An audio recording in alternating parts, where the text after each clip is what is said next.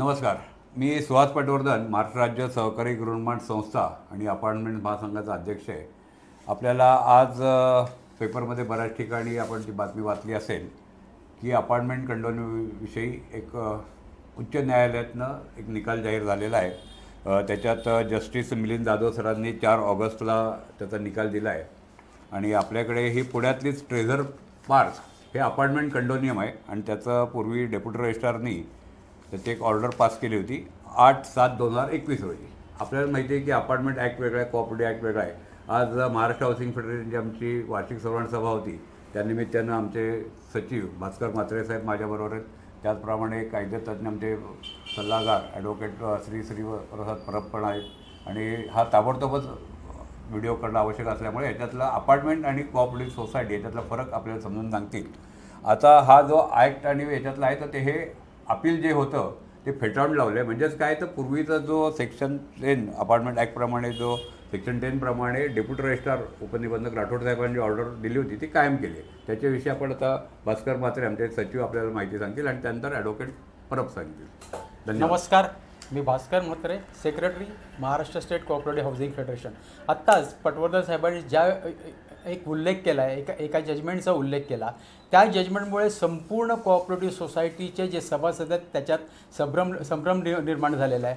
Actually apartment ownership act 1970 आणि Maharashtra cooperative society act 1960 हे दोन्ही ॲक्ट वेगवेगळे आहेत. अपार्टमेंट ओनरशिप ॲक्टनुसार जे मेंटेनन्स चार्जेस घेतले जातं ते पर स्क्वेअर फीटप्रमाणे घेतलं जातं आणि महाराष्ट्र ओनरशिप ॲक्ट 1960नुसार बायलॉज नंबर 65, 66, 67नुसार मेंटेनन्स चार्जेस घेतले जातं.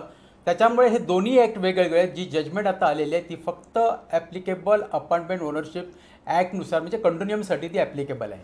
ॲडव्होकेट श्री परब हे आपले एक्सपर्ट डायरेक्टर आहेत, हायकोर्ट आणि सुप्रीम कोर्टात प्रॅक्टिस करतात. Advocate Parab sir. येस.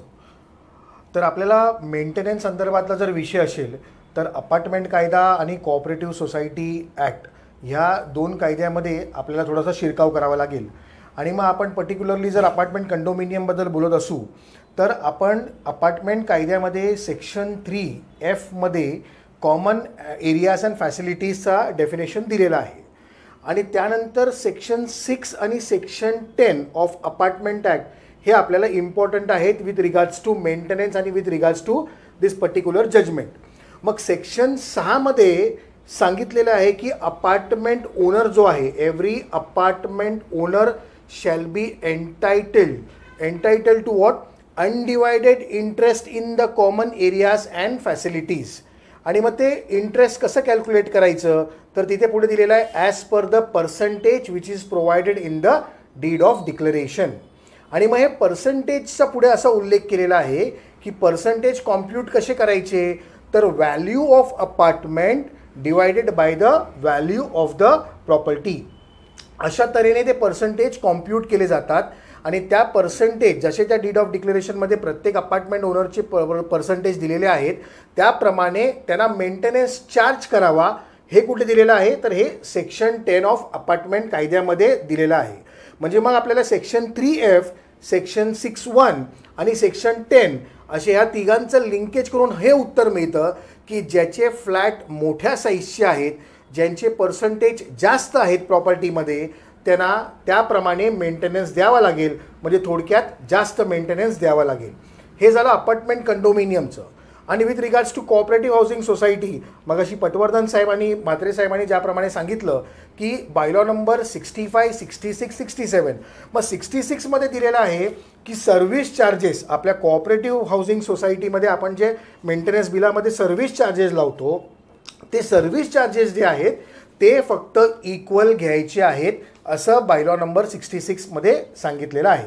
मग सर्व्हिस चार्जेस सोडले तर सर्व्हिस चार्जेस सोडल्यावरती बाकीचे जे चार्जेस आहेत उदाहरणार्थ मेजर रिपेअर फंड्स आहे, सिंकिंग फंड आहे, प्रॉपर्टी टॅक्स रिलेटेड जे काही फंड्स आहेत इथे आपल्याला सांगितलेलं आहे ते तुम्हाला एरिया वाईज घ्यायचे आहेत. त्यामुळे कोऑपरेटिव्ह सोसायटी ॲक्ट किंवा कोऑपरेटिव्ह हाऊसिंग सोसायटी रेफर करताना आपल्याला दोघांचं विभाजन करावं लागेल.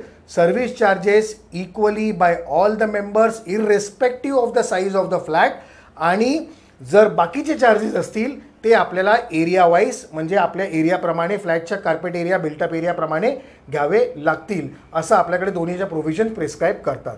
तर याप्रमाणे हे जजमेंट जे आहे ते आपल्या कायद्याच्या प्रोव्हिजनच्या अनुषंगाने आपल्याला ऑनरेबल बॉम्बे हायकोर्टने दिलेलं आहे आणि त्याप्रमाणेच आपण आपल्या अपार्टमेंट किंवा कॉपरेटिव्ह हाऊसिंग सोसायटीमध्ये पालन करावं एवढी एक छोटीशी विनंती. त्याच्यामुळे मी सगळ्यांना अपील करतो की याच्यासाठी प्रत्येकाने प्रशिक्षण घेणं महत्त्वाचं आहे आणि याच्यासाठी आमचं Pune housing federation, Maharashtra housing federation, प्रत्येक जिल्हा फेडरेशनचं प्रशिक्षण घेतं. यासाठी काही कन्फ्युजन असेल तर आम्हाला जरूर संपर्क करा. धन्यवाद. जय हिंद, जय महाराष्ट्र, जय सरकार. थँक्यू.